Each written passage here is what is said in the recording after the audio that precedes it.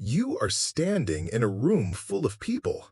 Maybe it is a party or a work event, or you are just waiting for your coffee. You see someone you want to talk to. You make eye contact, and then nothing happens. Your mind goes blank. All you can think of is, "Hello, how are you?" The conversation ends in just a few seconds. Does this sound familiar? If yes, then you are in the right place, because that fear of starting and continue biggest challenges for English learners. But what if I told you that in the next 30 minutes we can change that? Hi everyone. Today we are not just learning words, we are learning the art of connection. This is your complete guide to move from small talk to confident and meaningful conversations in English. Grab a notebook and let us begin. Let us start with the most feared part of any conversation, the beginning.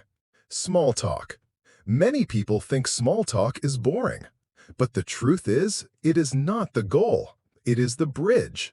It shows you are friendly and open to talk. The mistake most people make is asking closed questions. For example, are you having a good time? The answer is yes or no, and the talk is over. Instead, we need to ask open-ended questions that invite longer answers. An easy way to remember good topics is the Ford method. Ford stands for family, occupation, recreation, and dreams. Let me explain with better questions. For family, instead of asking, "Do you have family here?" ask, "Are you originally from this city?" Or, "What was it like growing up in your hometown?" For occupation, instead of asking, "What is your job?" ask, "What keeps you busy during the week?" Or, "That sounds like a fascinating field. What got you into it?" For recreation, instead of asking, "Do you have hobbies?" ask, "How do you like to relax after a long week?" Or, "I watched a new movie recently. Have you seen any good films?" And finally, dreams. This is for when the conversation is flowing. You can ask, "Are you working on any exciting projects right now? Or any travel plans coming up?" So your first mission is simple. Remember Ford. It is your secret weapon to never run out of topics. Once you have started a conversation with Ford, the next step is listening. A good conversation is about 40% talking and 60% listening. Active listening means paying attention and finding clues for your next question. Imagine this short talk. Person A asks, "What keeps you busy during the week?" Person B replies, "I am a software developer. It is challenging, especially because I am working on a big project with AI." Now you have so many clues. Software developer, challenging, big project, AI. A bad reply would be, "Oh, nice. Conversation over." A good reply is to pick one clue and ask a follow-up. For example, "What is the most challenging part of it?" Or, "An AI project sounds amazing. What kind of AI are we talking about?" Or, "How do you manage such big projects? It must be a lot of pressure." Do you see the difference? You are not just waiting for your turn. You are building the conversation together. Your magic phrase is, "Tell me more." Let us practice. If someone says, "I went trekking in the Himalayas last year. It was incredible." What would you ask? You could ask, "Wow, the Himalayas. What was the most breathtaking view you saw?" Or, "That sounds tough. How did you prepare for such a trek?" The key is curiosity. Be genuinely interested. But a conversation is a two-way street. Do not just interview them. Share about yourself too. This is how you build real connection. The best way is to find common ground. When you find something in common, use the "me too" technique. For example, if someone says, "I love trying new cafes on the weekend," you can reply, "Me too. I love exploring cafes.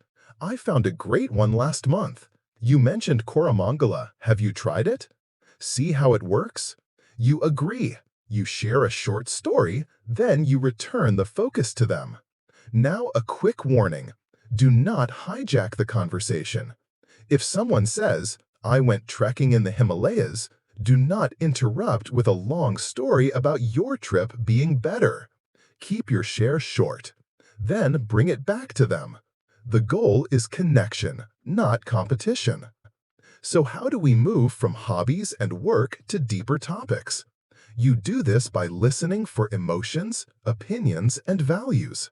For example, if someone says, "My job is challenging, but I find it fulfilling," the word fulfilling is your door to a deeper talk. You can ask, "What is it about your work that makes it fulfilling?"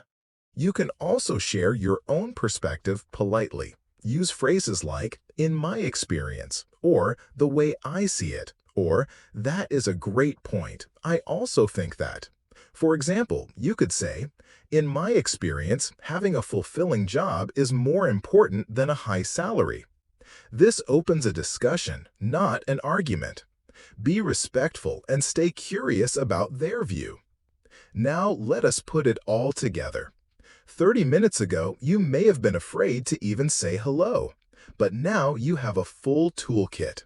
Step 1, use Ford to start. Step 2, listen actively and ask follow-ups.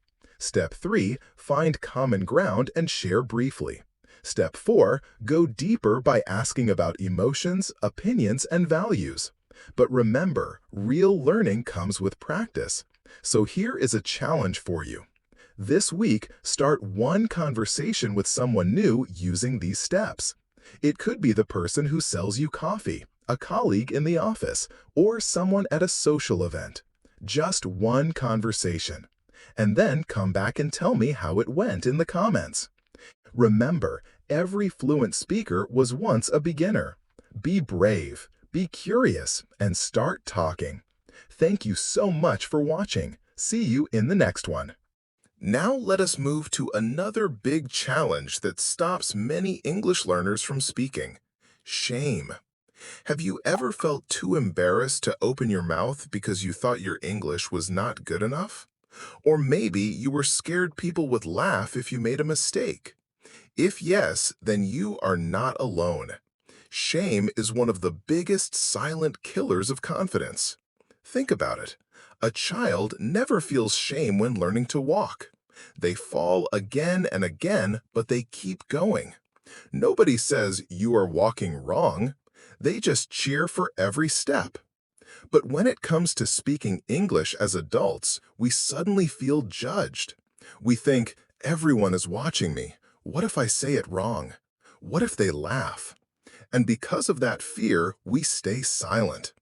But here is the truth. Silence teaches you nothing. Speaking, even with mistakes, is the only way forward. Let me share a short story. A friend of mine moved to a new country. He could only say basic sentences like, "I want water," or "Where is the bus?" At first, he was too shy to speak in public. He worried people would think he was stupid. But one day, he forced himself to order coffee in English. He made mistakes. He mixed up words. The cashier even smiled at his grammar. But guess what? He got his coffee. He survived. And slowly, every day, he grew more confident. Within a year, he was speaking fluently. Not perfectly, but fluently. Why? Because he refused to let shame silence him. So how do we overcome shame? Let me give you some powerful strategies. Step 1. Reframe mistakes. Do not call them mistakes. Call them attempts. Every attempt teaches you something. When you say a wrong word, your brain remembers the right one better the next time. So the more mistakes you make, the faster you grow. Step 2. Control the inner critic. You know that small voice in your head that says, "You sound stupid. Everyone is judging you." That voice is lying. In reality, most people are too busy with their own lives to care. And those who do care often admire your courage for speaking a second language. Step 3. Celebrate small wins. Maybe you introduced yourself to a stranger. Maybe you asked for directions in English. Maybe you ordered food confidently. Celebrate it. Write it in a journal. Reward yourself. Progress is built on small wins. Step 4. Build a safe circle. Find 1 or 2 friends who will never laugh at you. Practice English with them daily. If you don't have friends like that, join online language exchange groups. You will find thousands of learners just like you.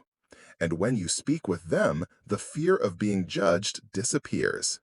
Let us do a quick reflection. I want you to think of the last time shame stopped you from speaking. Was it in a class? Was it at work? Was it with friends? Write it down.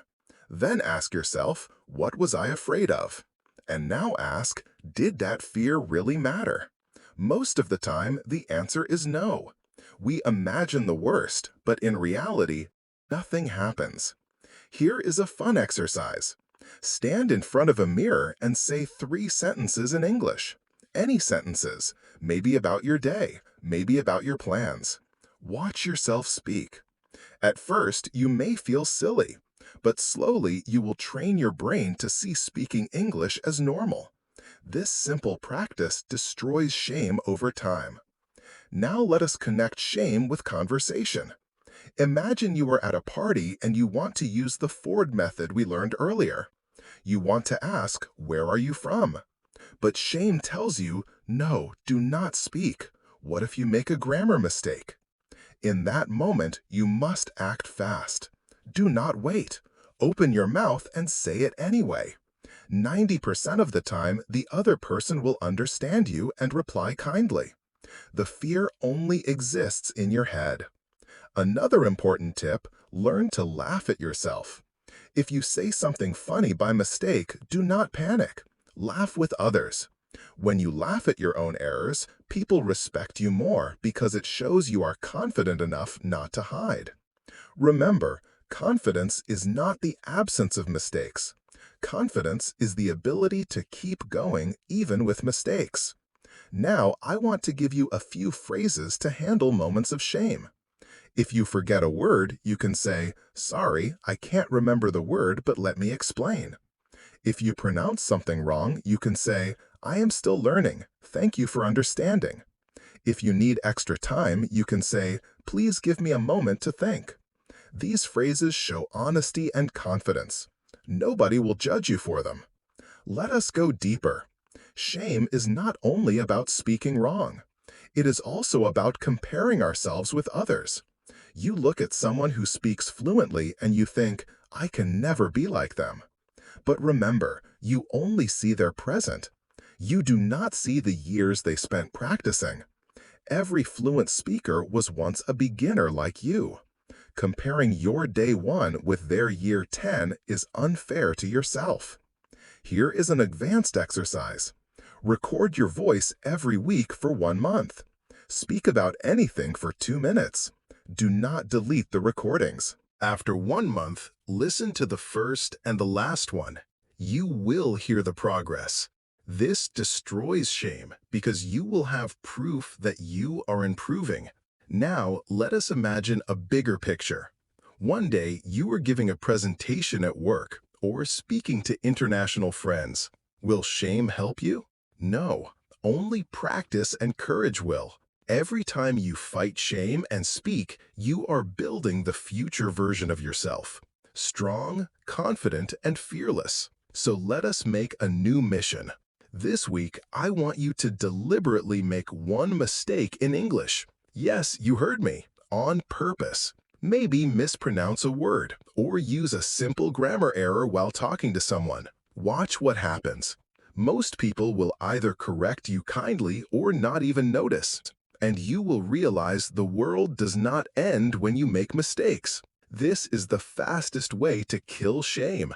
To summarize, let us put the lessons together. First, reframe mistakes as attempts. Second, silence the inner critic because most people do not care. Third, celebrate small wins to build momentum. Fourth, build a safe circle where you can practice without fear. Fifth, use simple phrases to handle moments of embarrassment. Sixth, stop comparing yourself with others.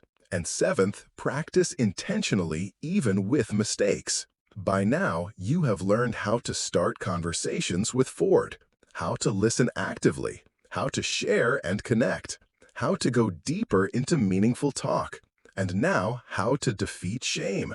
You have a complete system to build confidence in English step by step. So your challenge for this week is in 2 parts. First, start one new conversation using the Ford method. Second, speak in English even when you feel shame. Do not avoid it. Face it. And then share your story in the comments. I will be reading them and cheering for you. If you enjoyed this extended guide, please give it a like and subscribe. Share this with a friend who is also learning English. And remember, fluency is not about speaking perfectly.